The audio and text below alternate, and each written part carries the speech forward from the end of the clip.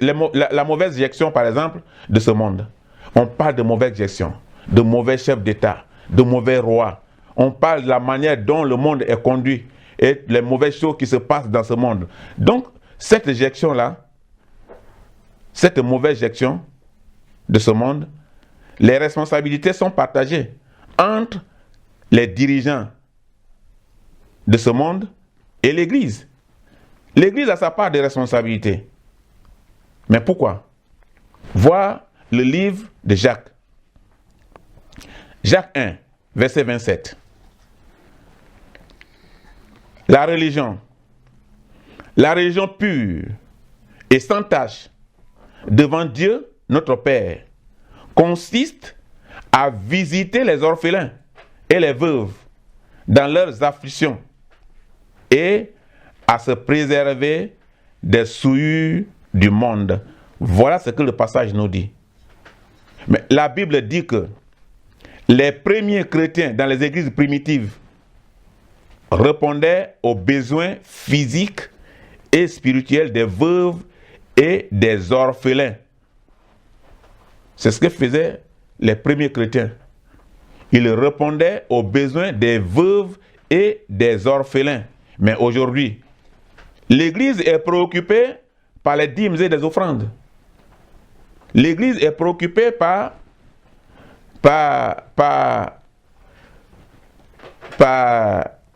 son effectif. Il faut beaucoup de gens. C'est ça qui préoccupe aujourd'hui l'Église. L'Église n'est plus préoccupée ni par les orphelins, ni par les veuves, ni par les gens qui sont dans les situations dangereuses. Quelqu'un même qui a un problème spirituel, qui est attaqué mentalement, qui va vers un pasteur, on l'oriente vers l'hôpital parce qu'il devient une charge. Alors qu'on vient pour qu'il soit délivré. Il y a des maladies qu'on ne trouve pas, on trouve pas à l'hôpital. Dans les radios, dans les échos, on ne trouve pas dans les sangs ni dans les urines. Parce que c'est complètement spirituel. C'est démoniaque. Il faut l'évangile pour déloger. Mais aujourd'hui, l'Église n'est pas préoccupée par ça. L'Église est préoccupée que par les offrandes et par les dîmes et par son effectif. Sans se soucier des personnes affligées et réellement nécessiteuses. Voilà, dans les églises primitives, ce qui était la préoccupation des premiers dirigeants de l'Église. Ils étaient préoccupés. Ils étaient vraiment préoccupés. Donc, on ne ressentait pas l'absence de quelqu'un qui les a dévancés. Parce que l'amour était là. On partageait tout ensemble. Aujourd'hui, c'est grave. Il y a des frères même qui ne se parlent pas dans la même famille. Ils sont de même père, même mère. Ils ne se parlent pas. Et s'ils ne se parlent pas, ça veut dire qu'ils ne se partagent pas leur nourriture. Ça veut dire qu'ils ne se viennent pas en aide quand il y a des problèmes. Et ils se dépassent dans la rue comme s'ils étaient des ennemis. À plus forte raison, on parle d'une famille. Maintenant, si ce ne sont pas des familles, je ne le connais pas. On n'a plus de prochain.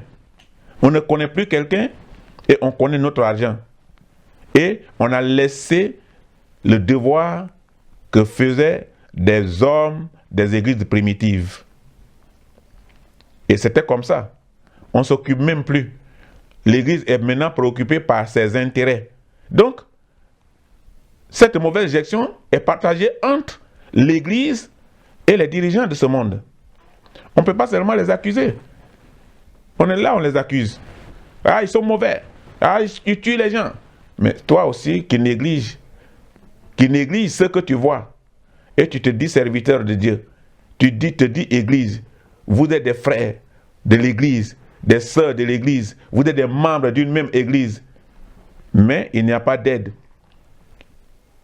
Et c'est ce qui tue l'église. Donc ça veut dire que l'église a aussi sa part de responsabilité dans la mauvaise gestion de ce monde.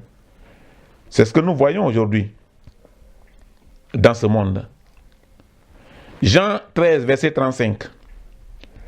À ceci, tous connaîtront que vous êtes mes disciples si vous avez de l'amour les uns pour les autres. Voilà la parole de Christ. Il prêche l'amour. Parce qu'il est venu pour l'amour. Il est mort pour l'amour. Comme Jésus l'a affirmé, l'amour fraternel est une marque distinctive. Par là, tous sauront que vous êtes les disciples de Jésus. C'est une marque distinctive. C'est comme la marque d'une société. Ah, il y a des tenues qui sont payées par la marque. C'est la bonne marque. Et la seule bonne marque, aujourd'hui, c'est l'amour.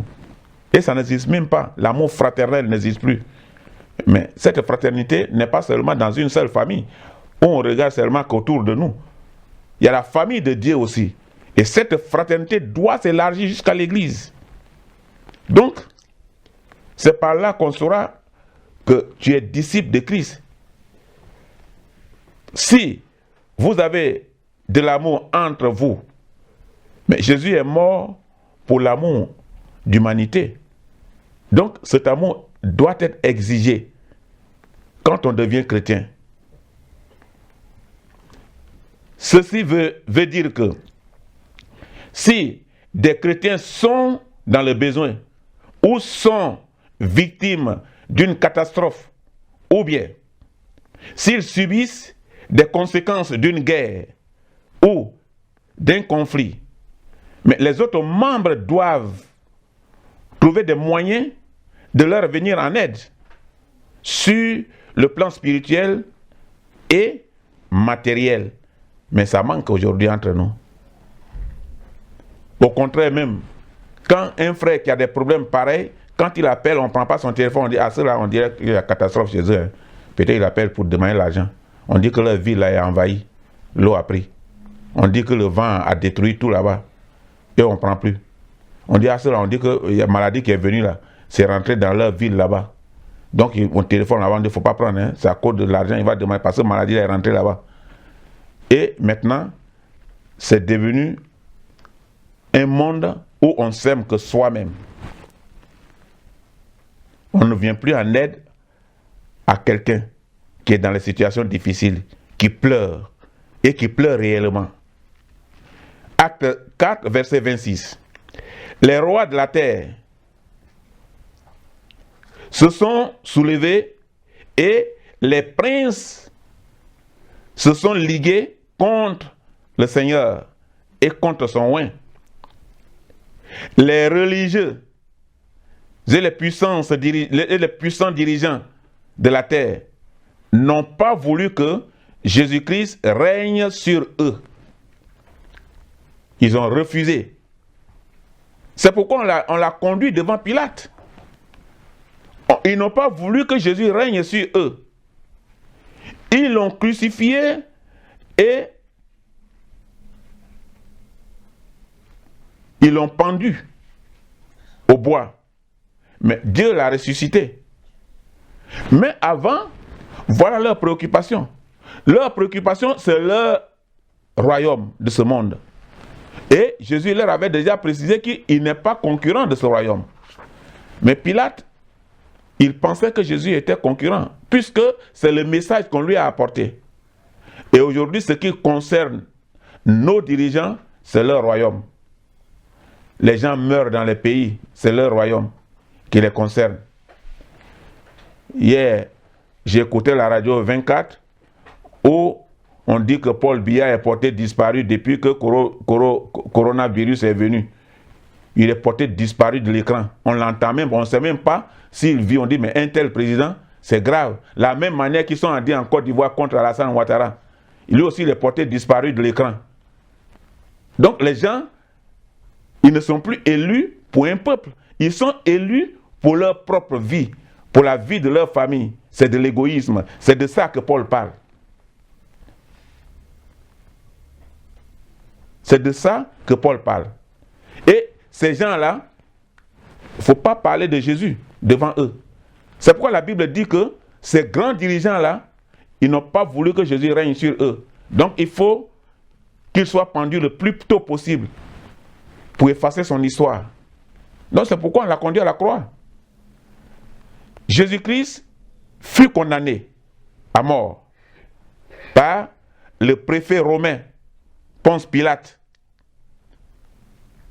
pour qu'il soit sanctionné, pour qu'il soit tué et exécuté. C'est ce qui a été fait.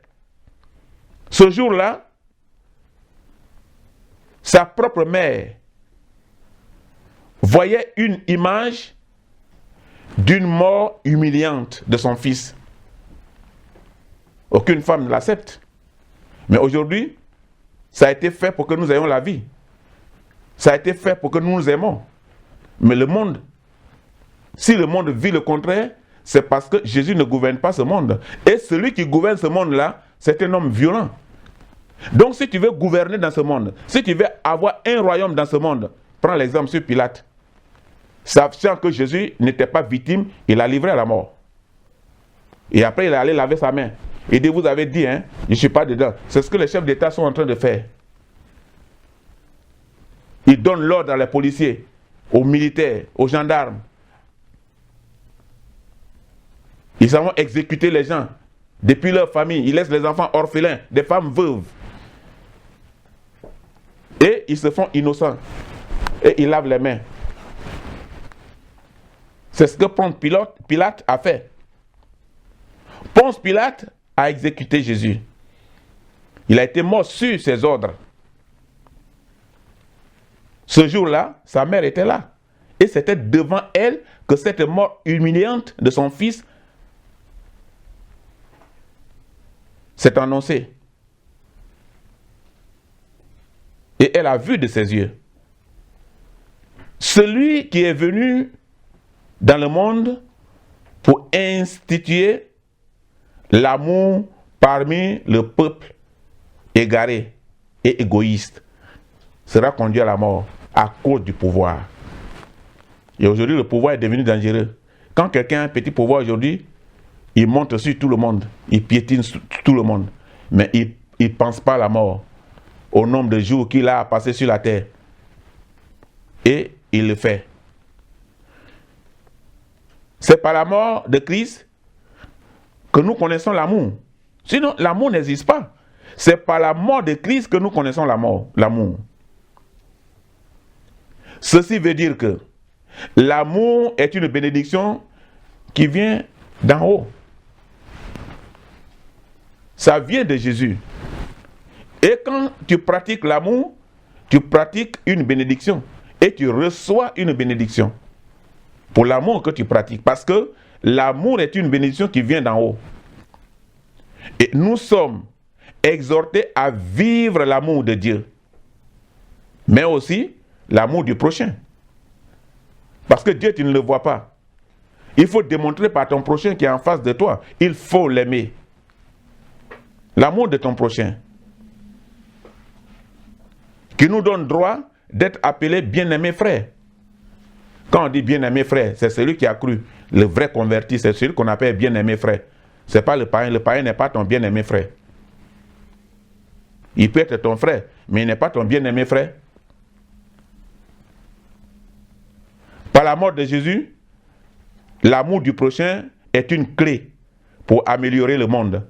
Mais est-ce que nous sommes en train de chercher ce côté qui améliore le monde? Si réellement nous cherchons le côté qui améliore le monde, c'est que nous sommes dans la pratique de la parole de Dieu. C'est ce qu'il y a de meilleur pour un homme sur cette terre, l'amour, la pratique de l'amour. C'est de vivre avec l'amour dans son cœur. Pour comprendre la mission de Jésus, cherchez premièrement l'amour et vivre avec l'amour. Cherchez à vivre avec plus d'amour dans votre cœur. C'est donner plus de place à Jésus, mort et ressuscité, pour la cause de l'humanité. Parce que c'est à cause de l'amour qu'il est allé à la croix. Il a donné sa vie pour que nous ayons la vie éternelle. Donc, l'amour là, quand tu pratiques l'élément principal qui te conduit à la vie éternelle. Donc la victoire de Jésus n'est pas du passé. On dit, ah, Jésus avait gagné avant. Il était sorti avant de la mort. Non, ce n'est pas ça. La victoire de Jésus n'est pas du passé. Jésus a dominé la mort. Jésus a vaincu la mort. Jésus est ressuscité et Jésus est vivant. Donc, la vie de Jésus n'est pas du passé. La victoire de Jésus n'est pas du passé. Comme, par exemple, un ancien combattant qui a une gloire nationale. Vous voyez souvent, on dit, ils ont donné des grades et des médailles à tel ancien combattant. Ça, c'est la gloire nationale. C'est-à-dire les honneurs de sa nation. On l'appelle devant le public et on l'honore. Ce sont les honneurs de la nation. Jésus n'est pas de cette nation. Et il ne cherche pas ces gens d'honneur.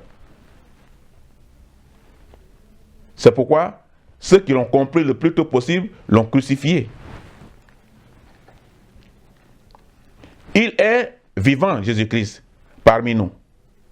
Et prend en compte notre persécution par les gouverneurs de ce monde. C'est-à-dire Satan. Le gouverneur de ce monde, c'est Satan. Et notre persécution, Jésus prend en compte parce que ceux qui nous persécutent sont des disciples, sont des gens qui sont des membres de ce gouvernement actuel qui gouverne le monde et qui contrôle le monde. La puissance de l'Esprit qui ressuscite Jésus-Christ se développe encore aujourd'hui dans notre vie, pourvu que nous pratiquons ce qui est écrit.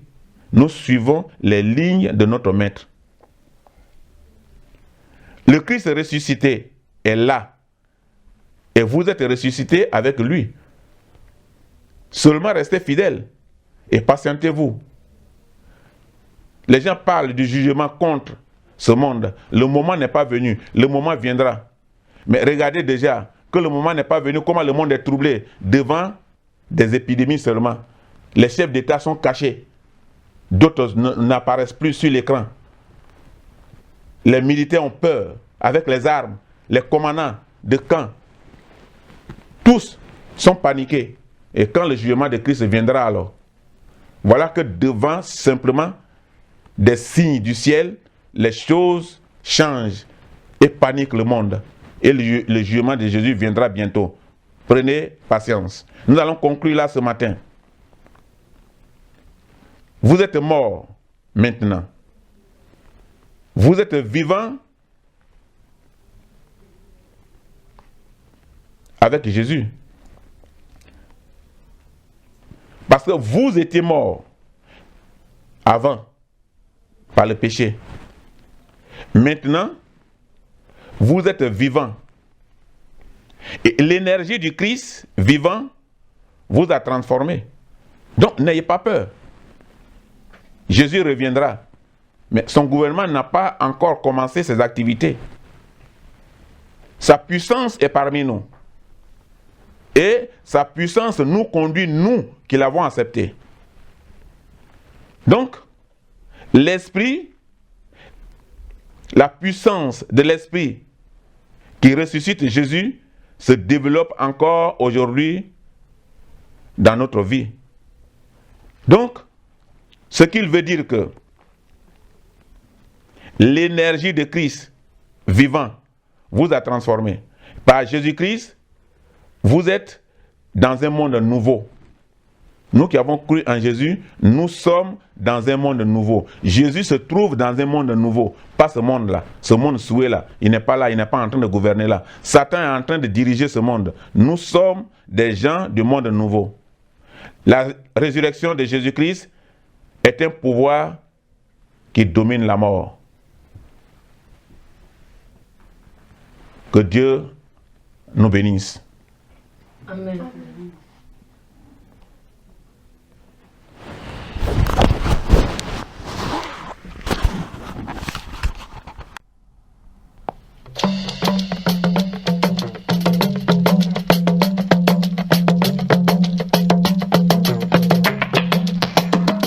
Au sens jeunes qui avaient du zèle pour l'évangile et qui chantaient. Nous on aime Jésus, on veut le servir. Mais où sont-ils, ces jeunes missionnaires pleins d'avenir qui affirmaient. Nous on aime Jésus, on veut le servir.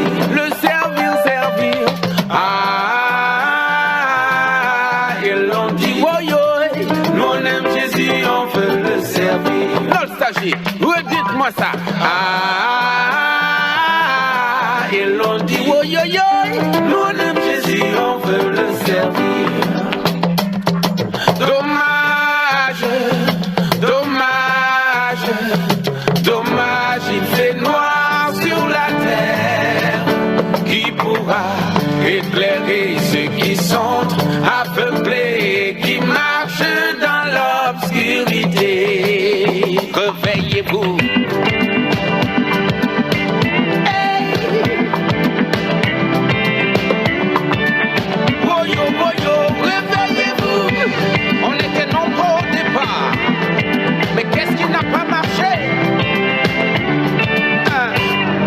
Quand le Seigneur nous a appelés, nous avons accepté et nous nous sommes engagés. On nous a baptisés et on nous a formés pour que par nous d'autres âmes soient sauvées.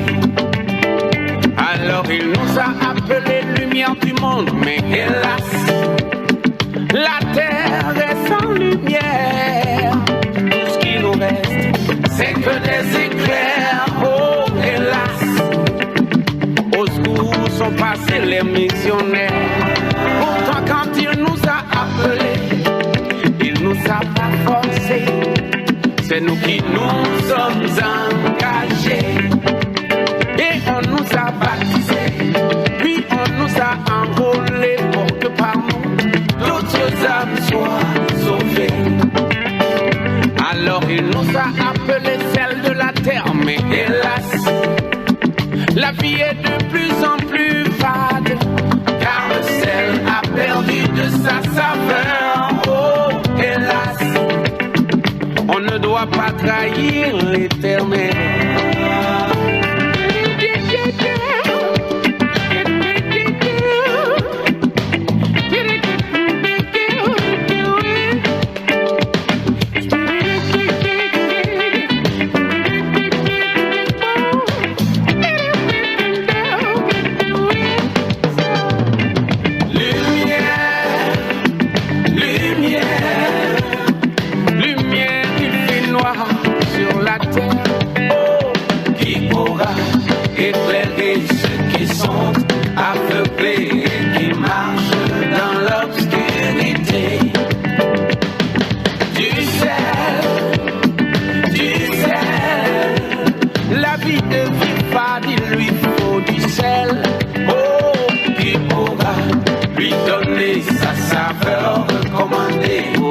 Rassurer ceux qui sont dégoûtés. Oh, yeah. Ah, yeah. Oh, oh, oh, oh. Hey.